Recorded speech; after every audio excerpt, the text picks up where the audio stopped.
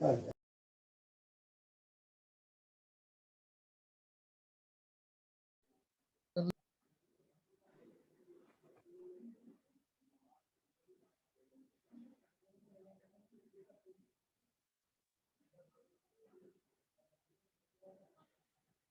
अभी आवाज देखे इको तो नहीं कर रही?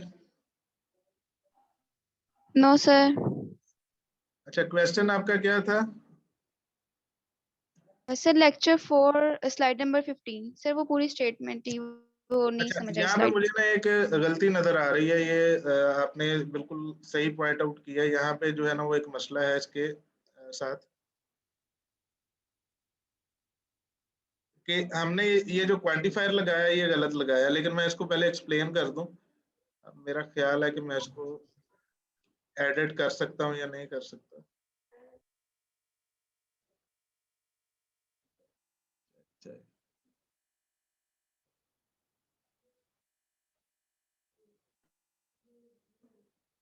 ये शायद मेरा ना लाइसेंस एक्सपायर हुआ हुआ है, इस वजह से ये मैं इसको एडिट नहीं कर पा रहा। लेकिन यहाँ पे होगा ये कि चूंकि हमने यहाँ पे यूज ये किया हुआ है कि every student in this class has visited Mexico और कनाडा, या कनाडा और मैक्सिको। तो हमने यहाँ पे दो प्रेडिकेट बनाए। एम ऑफ एक्स जो है वो इस चीज को डिनोट कर रहा है कि एक्स हैज विजिटेड मैक्सिको, और सी ऑफ एक्स जो है वो इस चीज को डिनोट कर रहा है कि एक्स हैज विजिटेड कनाडा। ठीक है, तो डोमेन जो है वो आपकी क्लास के सारे स्टूडेंट हैं। तो एसेंशियली चूंकि हम सारे स्टूडेंट की बात कर रहे हैं, कुछ स्टूडेंट की बात नहीं कर रहे, तो यहाँ पे ये जो हमारे पास जो क्वांटिफायर लगा हुआ है ये गलत लगा हुआ है। बेसिकली यहाँ पे आना था for all X, yes sir. Sir अब आगे समझ। All X M of X R C of X. तो ये लेक्चर के बाद मैं इस स्लाइड को भी अपडेट करके ना उधर रख दूंगा जहाँ पे मैंने आपके साथ रिसोर्सेज शेयर किए हुए हैं ना, उसको भी मैं अपडेट कर दूंगा। ये आप लोग प्लीज नोट कर लें कि ये यहाँ पे गलती है। जी बेटा, next question.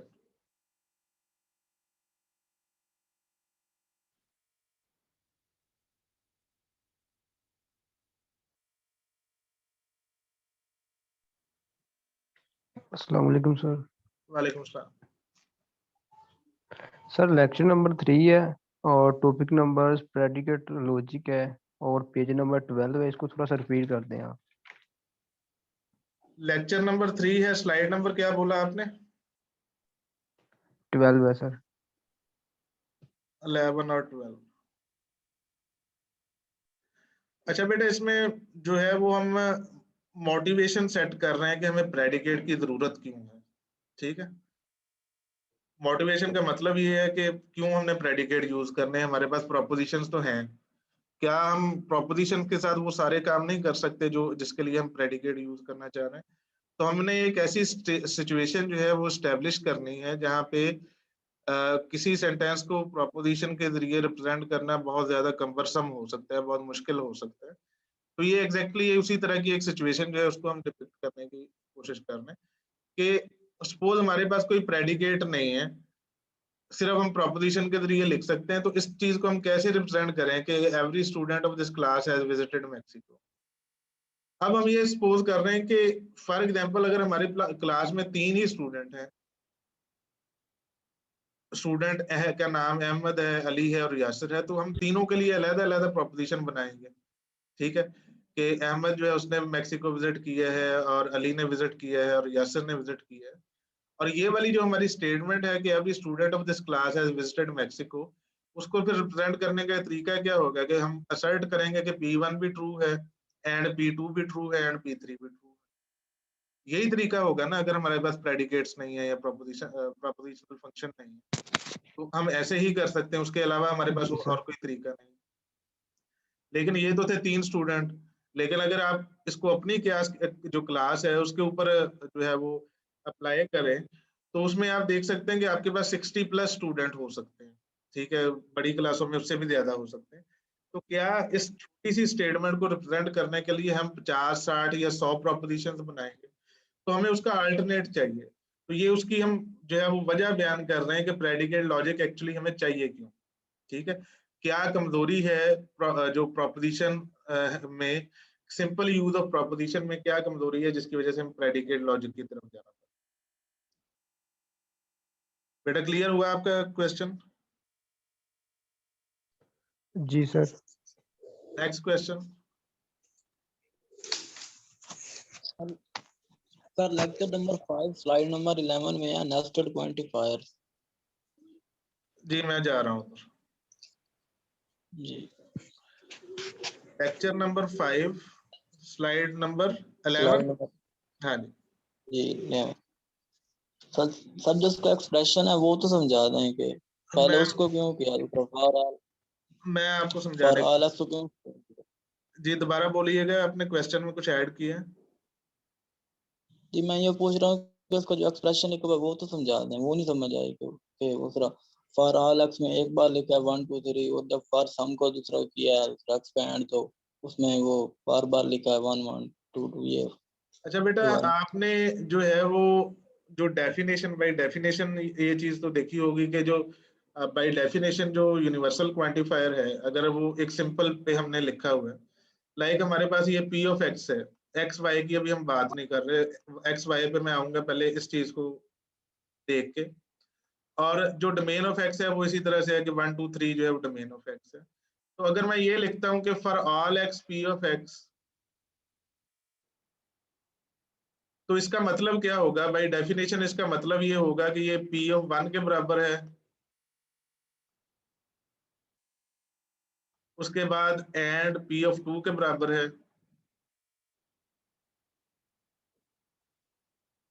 And P of 3 के बराबर है। ये चीज क्लियर है आपको जो जी मैंने सर अभी बताई? कि जी सर ये तो क्लियर है, इसका तो नहीं इसी समझ तरह आई। अगर हम यहाँ पे एग्जिस्टेंशियल क्वांटिफायर बना देंगे तो ये जो एंड हमने लगाए ये और के अंदर चेंज हो जाएंगे। इतना तो पता है ना आप लोगों को? जी अब हम सिंपली ये कर रहे हैं कि जब हमने और ये हमारे पास था एक ये एक्सप्रेशन है और एक उसके बाद जो है वो यूनिवर्सल क्वांटिफायर लगा हुआ है। हमने यूनिवर्सल क्वांटिफायर को हटा के जो x की जो भी वैल्यूज हो सकती हैं, x की वैल्यूज यही हो सकती है 1 2 या 3, तो x की वैल्यूज जो है वो डालेंगे और साथ में जो ये वाला क्वांटिफायर है इसको एज इट इज रहने दिए। तो साथ में x की वैल्यूज जब हमने डाली, चूंकि हम यूनिवर्सल क्वांटिफायर को सॉल्व कर रहे हैं, तो x की वैल्यू जब हम यहाँ पे लगाएंगे तो क्या होगा? उसके दरमियान में क्या आएगा? एंड आएगा। क्लियर है यहाँ तक?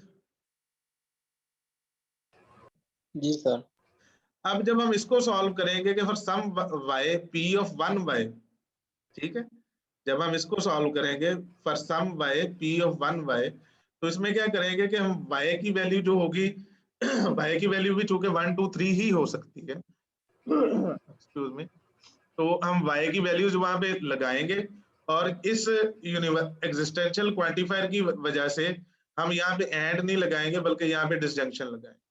ठीक है, तो ये पहली लाइन जो है वो सॉल्यूशन है for some y p of 1 y का, दूसरी लाइन सॉल्यूशन है for some y p of 2 y का, और तीसरी लाइन सॉल्यूशन है for some y p of 3 y का। बेसिकली आप इसको इस तरह से समझें कि ये जो सम y है ये यहाँ पे भी लगा हुआ है और ये सम y जो है ये p ऑफ 3 y के साथ भी लगा हुआ है। ठीक है, या आप इसको इस तरह से समझें कि फॉर सम y जो है इसके साथ यहाँ पे ब्रैकेट लगी हुई है और ये तीनों के ऊपर एप्लीकेबल है। तो ये क्लियर हुआ बेटा आपको? सर हम पहले उसको भी सॉल्व कर सकते थे अगर हम बिल्कुल कर y की सकते थे, जगह 1 करके 1 लिखते। देखेंगे। अगर आप करके देखेंगे फॉर सम y को पहले करके देखेंगे तो इवेंचुअली अगर इसको भी आप सिंपलेस्ट फॉर्म में लिखेंगे और उसको भी आप करके देखेंगे तो आपका रिजल्ट सेम आना चाहिए।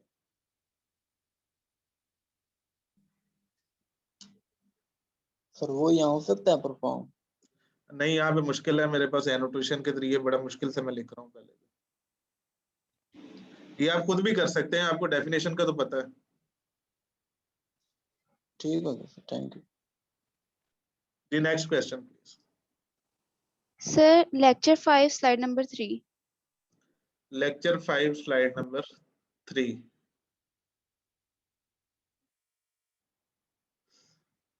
लेक्चर 5 यही है? Yes, sir. अच्छा, स्लाइड नंबर 3 पे मैं जाता हूँ। जी बेटे बताएं इसमें। सर ये इधर लिखा हुआ है लास्ट पर इनकरेक्टली फॉल्स, और सर सिमिलरली सर जो स्लाइड नंबर 6 है उधर लिखा हुआ है इनकरेक्टली ट्रू। सर तो हमने ये साथ इनकरेक्टली क्यों मेंशन किया है, इसकी क्या स्पेसिफिक रीजन कोई है? मैं आपको बताता हूँ। पहले हम यहाँ पे ये रीजन कर रहे हैं कि ट्रांसलेशन कैंडिडेट्स क्या क्या हैं। Every student of this class has visited Mexico, ठीक है। एक तो हमने ये कहा ये वाला, ग्रीन वाले के बारे में हम ये कर रहे हैं कि ये बिल्कुल सही ट्रांसलेशन कर रहे हैं, ठीक है। अब यस सर। हम ये कह रहे हैं कि अगर इसका हम ये ट्रांसलेशन करेंगे कि for all X student X and M X, ठीक है, इसका मतलब ये है कि ये वाली जो पूरी स्टेटमेंट है ये एक्स की हर एक वैल्यू के लिए ट्रू होनी चाहिए, ठीक है। अब अगर मेरे Yes, पास ऐसी सिचुएशन है कि मेरे पास जो क्लास के स्टूडेंट है उसमें अली है, अहमद है और असलम है, और जो क्लास के स्टूडेंट नहीं है वो नदीम है और खुरम है, ठीक है। अब सपोज करें कि अली, अहमद और असलम जो है उसने मैक्सिको विजिट किया है, तो हमारी ये ख्वाहिश होगी कि हमारे जो ट्रांसलेशन है वो इस सूरत हाल में ट्रू रिटर्न करे। ऐसा होगा या नहीं होगा? क्योंकि हमारी स्टेटमेंट इंग्लिश की तो यही कह रही है ना कि स्टूडेंट जो है उन्होंने मैक्सिको विजिट किया है, तो स्टूडेंट तो यही तीन है, अली, अहमद और असलम। अगर इन तीनों ने मैक्सिको विजिट किया है तो हमारी ख्वाहिश होगी कि जो हमने ट्रांसलेट किया वो भी ट्रू रिटर्न करे। Is that right? yes sir, तो अब इस yes ये sir, सेकंड है, इसमें क्या होगा, इसमें जब मैं वैल्यू ऑफ एक्स डालूंगा ना खुरम के बराबर या मैं नदीम के बराबर डालूंगा, तो student of X false return कर देगा। yes sir, और इस एंड की वजह से आपका पूरा एक्सप्रेशन जो है ये फॉल्स हो जाएगा, और आपके पास एक काउंटर एग्जांपल मिल जाएगी, उसकी वजह से आपका ये पूरा एक्सप्रेशन जो है वो फॉल्स रिटर्न करेगा और इनकरेक्टली फॉल्स रिटर्न करेगा। इनकरेक्टली इसलिए करेगा कि ये इसकी करेक्ट ट्रांसलेशन नहीं। yes sir, समझ आई बेटा? yes sir. अब मैं नेक्स्ट जाता हूँ स्लाइड नंबर 6 के ऊपर जो आप क्वेश्चन पूछ रही हैं, ये वाला है। Sir slide number 6 sir, no इससे अगली है। इससे अगली है, अच्छा। सुनो सर इससे भी नेक्स्ट स्लाइड नंबर 7 सॉरी। ठीक है, इस पे आ जाते हैं। यस सर, ये जो इनकरेक्टली ट्रू है यहाँ पर। अब इसी तरह हमारे पास जिस तरह वहां पे दो कैंडिडेट थे, यहाँ पे भी दो कैंडिडेट हैं ट्रांसलेशन के, कि every student for some X student of X and M of X, this is false for every value of x.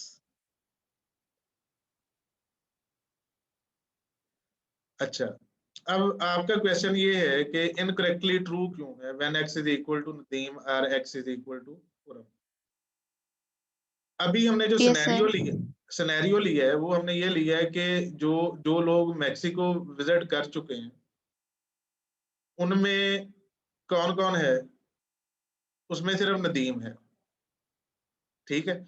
और नदीम आपकी क्लास का स्टूडेंट नहीं है, आपकी क्लास के स्टूडेंट है अली, अहमद और असलम। तो इसका मतलब ये है कि आपकी जो भी ट्रांसलेशन होगी इस सेंटेंस की जो भी ट्रांसलेशन होगी उसको फॉल्स रिटर्न करना चाहिए। Is that right? Yes sir, ठीक है।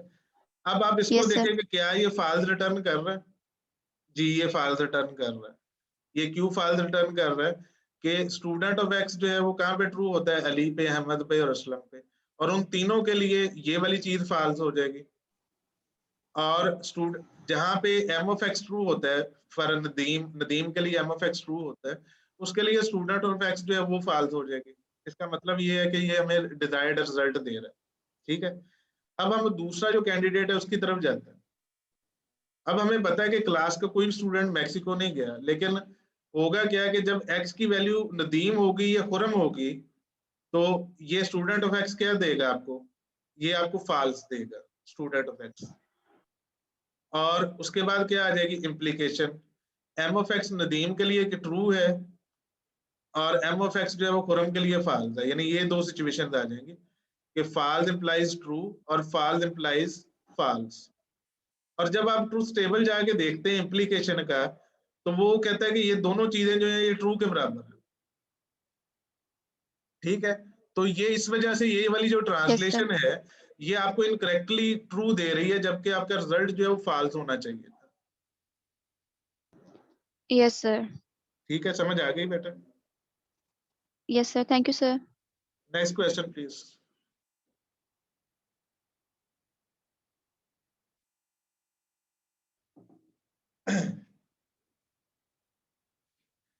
बेटा इसके अलावा कोई क्वेश्चन है किसी का तो पूछ लें।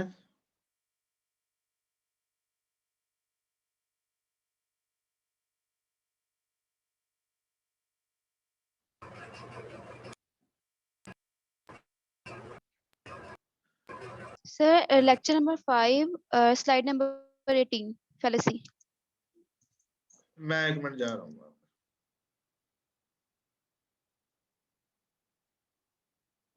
लेक्चर नंबर 5 यही है जो हमने खोला हुआ है, यस सर। और स्लाइड नंबर आप 18 कह रही हैं।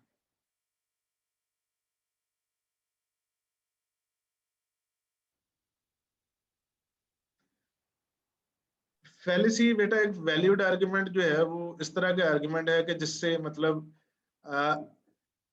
ये बेसिकली उसका उल्ट होगा, यानी वैलिड आर्गुमेंट जो है उसका उल्ट जो है वो फैलेसी होगा। वैलिड आर्गुमेंट क्या होगा कि एक ऐसा आर्गुमेंट के जिसके जरिए अगर हम नई इंफॉर्मेशन जो है उसको इन्फर करते हैं तो वो नई इंफॉर्मेशन भी वैलिड होगी।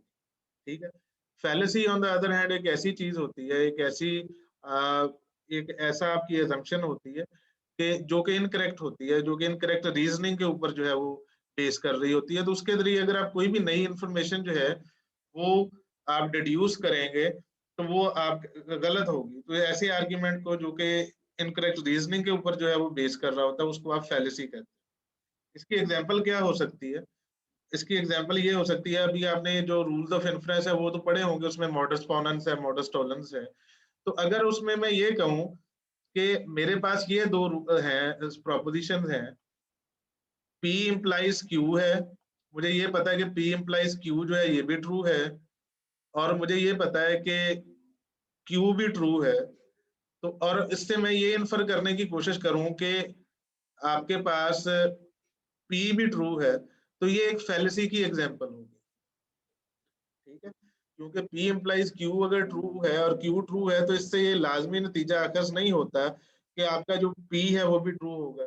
इसमें अगर आपको ये जो मैंने एग्जांपल दी है इसमें अगर आपको कंफ्यूजन है तो आप इन दोनों स्टेटमेंट्स का जो है वो ट्रूथ टेबल बनाएं, और आप ये देखें कि ये जो वैलिड आर्ग्यूमेंट की जो शर्त है कि जो टाइटोलॉजी होनी चाहिए, इन दोनों का अगर आप कंजंक्शन करते हैं और इसको इम्प्लीकेट करते हैं तो वो जो रिजल्टिंग जो आपकी प्रोपोजिशन है वो टाइटोलॉजी होनी चाहिए, ये इसके ऊपर पूरा नहीं उतरेगा। ठीक है। दूसरा, अगर इसको देखने का तरीका ये है कि अगर आप इसके ट्रूथ टेबल से देखेंगे तो उससे भी आपको पता चल जाएगा कि अगर P इम्प्लाइज Q ट्रू है और Q ट्रू है तो ये लाजमी नहीं है कि आपका P भी ट्रू होना चाहिए।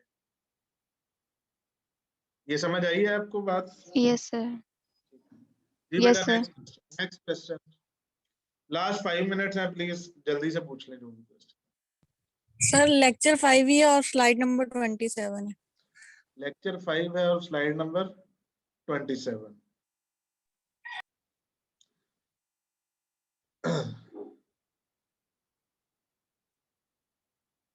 हाइपोथेटिकल साइलोजिज्म, ये जिस तरह इन्फ्रेंस रूल्स हैं उसी तरह का एक रूल है। उसमें हम ये कह रहे हैं कि अगर हमें ये पता है कि P इम्प्लाइज Q जो है वो ट्रू है और Q इम्प्लाइज R जो है ये ट्रू है, तो P इम्प्लाइज R जो है ये भी ट्रू होगा। ठीक है। अब इसमें क्या क्या चीज है एग्जैक्टली बेटा जिसकी आपको समझ नहीं आई? सर ये जो नीचे स्टेटमेंट दिए ये एक दफा आप रिवाइज कर दें, मुझे क्लियर नहीं हो रही थी। ये वाली इफ इट रेन्स टुडे वाली? Yes sir. इसमें बेसिकली हम ये कह रहे हैं कि if it rains today then we will not have a barbecue today. ठीक है।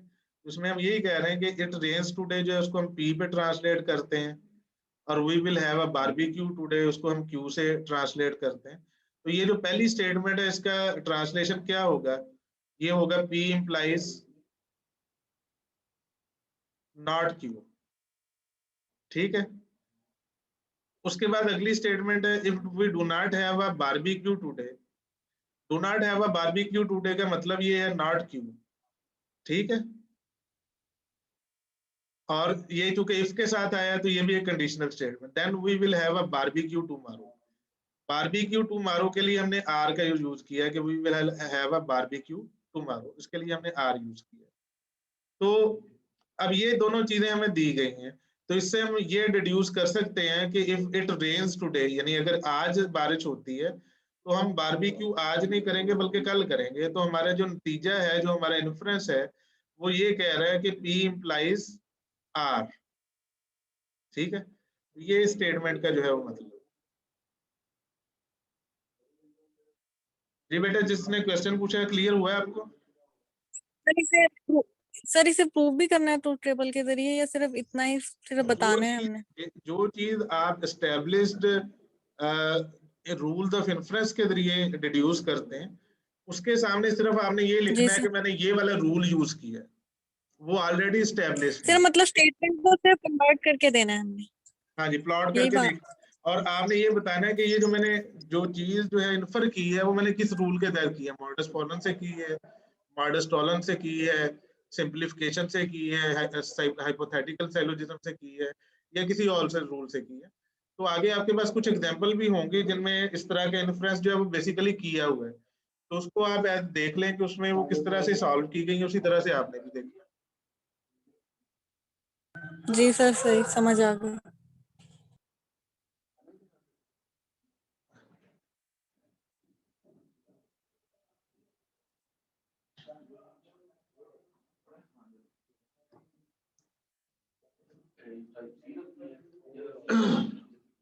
जी बेटा, कोई क्वेश्चन और?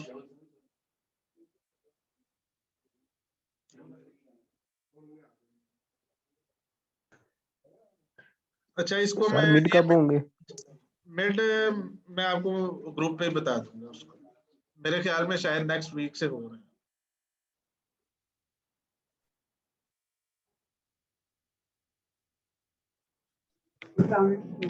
वालेकुम सलाम। सर रमजान में क्लासेस का शेड्यूल क्या है? जी, रमजान में क्लासेस का शेड्यूल क्या है? यही होगा। सर मॉर्निंग में हम नहीं कर सकते फजर के बाद? मैं अवेलेबल हूँ, अपने क्लास से पूछ लें। ठीक है सर, जी सर, बाद में सुबह फिर रख लेट हो लें। जाएगी। मैं उसका हल ये कर फजर सकता के हूँ बाद कि फिर आपको क्लासेस ऐसे रख लिया ना करें एक 3 सर्वे 4। ले लूंगा, गूगल फॉर्म के ऊपर सर्वे ले लूंगा। अगर तो ज्यादा लोग मॉर्निंग के ऊपर एग्री करेंगे तो मैं मॉर्निंग में कर लूंगा। Okay sir. ठीक है, तो बाकी इंशाल्लाह नेक्स्ट वीक सर जो भी कल तक क्वेश्चन होंगे, इस वीक के जो लेक्चर्स हैं उनको अटेंड करें, अपने क्वेश्चंस को नोट करें, और नेक्स्ट सेशन में उसके जो क्वेश्चन है वो आप देख सकते हैं। और इसकी जो रिकॉर्डिंग्स है मैं उनको यूट्यूब पे डाल के आपको लिंक भेज देता हूँ, ताकि अगर आप दोबारा इसमें से गो थ्रू करना चाहते हैं। ठीक है बेटा, that's it for now. Allah Hafiz. Allah Hafiz. Allah Hafiz.